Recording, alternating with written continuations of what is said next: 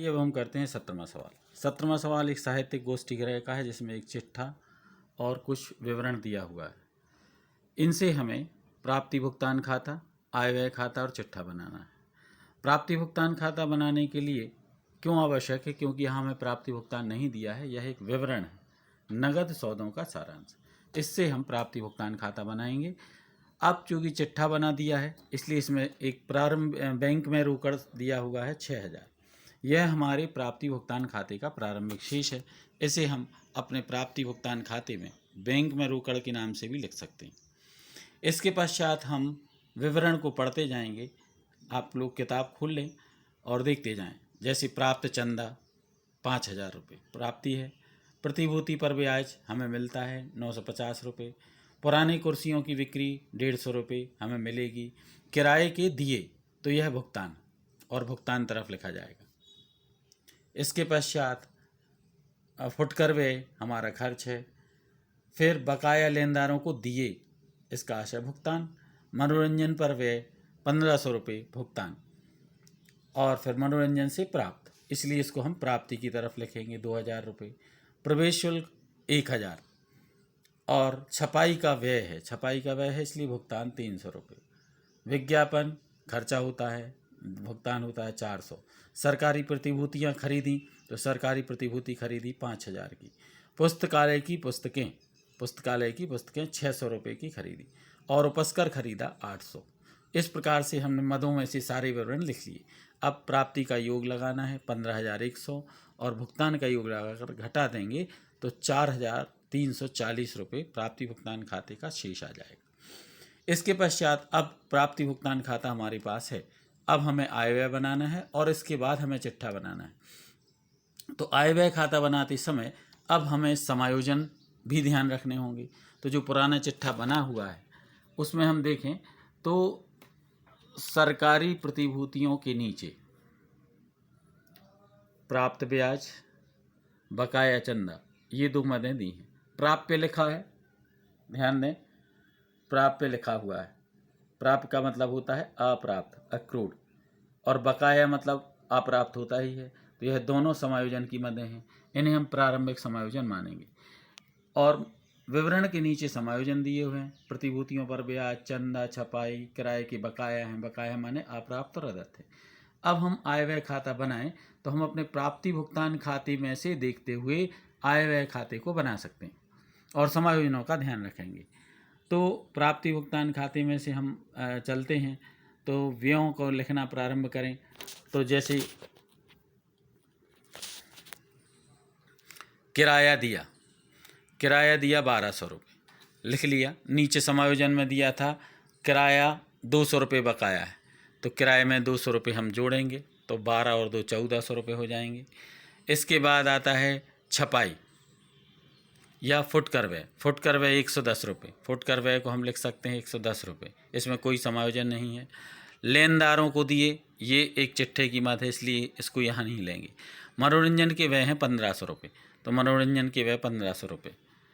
छपाई 300, लेकिन इसमें समायोजन है 150 रुपये बकाए थे, तो 300 में 150 रुपये जोड़ के 450 रुपये लिखे जाएंगे। फिर इसके बाद आता है विज्ञापन। विज्ञापन में कोई समायोजन नहीं है। और इसके पश्चात पुस्तकालय की पुस्तकें, उपस्कर, सरकारी प्रतिभूति और शेष, ये चारों मदें चिट्ठे में लिखी जाने वाली। हम आ जाएं प्राप्ति की तरफ। प्राप्ति से प्राप्त चंदा, तो प्राप्त चंदा है हमारा 5000 रुपये। प्राप्त चंदा 5000 रुपये। अब हमें यहाँ देखना होगा कि प्रारंभ के कितने हैं और अंत के कितने हैं। तो अंत के अप्राप्त चंदा देखें प्रश्न में तो 650 रुपये, तो उसको हम जोड़ देंगे 5650 हो जाएंगे। प्रारंभिक अप्राप्त आपको पुराने चिट्ठे में जो बकाया चंदा दिया हुआ है, बकाया चंदा 800 रुपये, उस बकाये चंदे को हम प्रारंभिक चंदा मानेंगे और उसे हम घटा देंगे। अंतिम अप्राप्त जोड़ना है और प्रारंभिक अप्राप्त घटाना। 4850 रुपये आ जाएंगे। इसके बाद प्रतिभूति पर ब्याज मिला है 950, ये 950, लेकिन प्रारंभिक चिट्ठे में प्राप्य ब्याज 250 रुपये दिया था, इसलिए उस 250 रुपये को हम प्रारंभिक अप्राप्त मान के घटाएंगे।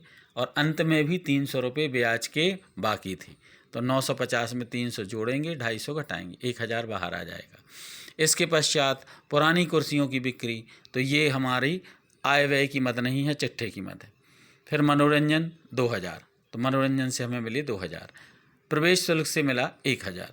बैंक में रोकड़ ये प्रारंभिक शेष था, तो हम पहले से जानते हैं कि प्रारंभिक शेष नहीं लिखा जाता और अंतिम शेष नहीं लिखा जाता। अब हम प्राप्ति भुगतान खाते का योग, आय व्यय खाते का योग लगा देते हैं, तो आय पक्ष का योग 8850 और यहाँ तक की राशि को जोड़कर घटाएंगे तो 4990 रुपये आ जाएगा।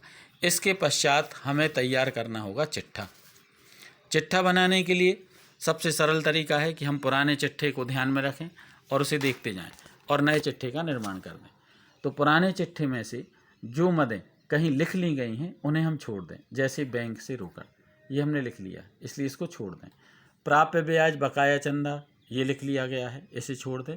और अब शेष कार्यवाही हम कॉपी करते जाएं। तो सबसे पहले हम लेते हैं पूंजी 31,150 और जो हमारे आय व्यय खाते से 4,990 रुपये आए थे उसे हम शुद्ध लाभ मान के जोड़ देंगे। अब बात आती है बकाया लेनदार 850 रुपये, बकाया लेनदार 850 रुपये। लेकिन 850 रुपये चूँकि हमें प्राप्ति भुगतान खाते में भी लिखे थे कि लेनदारों ने दे दिए हैं, तो 850 रुपये इसको घटा देंगे और यह दोनों राशियाँ ज़ीरो हो जाएंगी। इसके बाद आता है दायित्व पक्ष में अब कुछ नहीं बचा। अब संपत्ति में आती है बैंक में रोकड़, इसको हम प्राप्ति भुगतान खाते में बैंक में रोकड़ करके लिख चुके हैं, इसको छोड़ दें। सरकारी प्रतिभूतियाँ हमारे पास 20,000 की थीं, तो सरकारी प्रतिभूतियाँ 20,000 रुपये की थी और प्राप्ति भुगतान खाते में हमने प्रतिभूतियों की खरीदी भी की थी 5,000। इस 5,000 को 20,000 में जोड़ देना तो 25,000 हो जाएंगे। इसी प्रकार उपस्कर हमारे चिट्ठे में दिया था 2950, तो 2950 रुपये और हमने ख़रीदा था 800 रुपये का प्राप्ति भुगतान खाते में और इसको जोड़ा तो 3750 और 150 रुपये का फर्नीचर, पुरानी कुर्सियाँ हमने बेची थी इसलिए उनको घटा दिया तो 3600 रुपये। अब जो समायोजन की मदें थी आय व्यय खाते में उन्हें देख लें अंतिम वाली और उसको पढ़ते जाएं। तो प्रतिभूतियों का ब्याज 300 रुपया प्राप्त था, तो इसे हम चिट्ठे में संपत्ति पक्ष में। चंदा 650 रुपया प्राप्त था।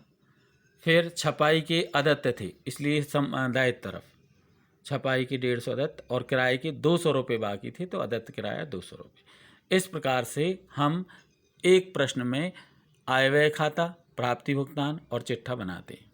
दोनों तरफ का योग एक समान आ जाता है।